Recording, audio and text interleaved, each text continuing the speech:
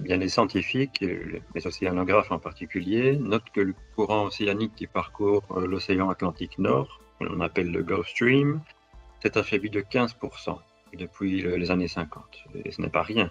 Les reconstructions climatiques montrent qu'un tel affaiblissement ne s'est pas produit au cours des 1000 dernières années. Donc c'est assez important.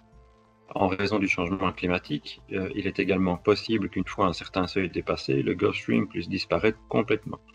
Donc, dans nos régions, cet affaiblissement, en plus du réchauffement climatique actuel, entraîne une circulation de courants d'ouest en provenance de l'océan Atlantique, plus forte en hiver. Donc ça veut dire que les hivers seront moins froids et avec un temps plus pluvieux, parce que les masses d'air apportées vers nos régions proviennent principalement du sud-ouest.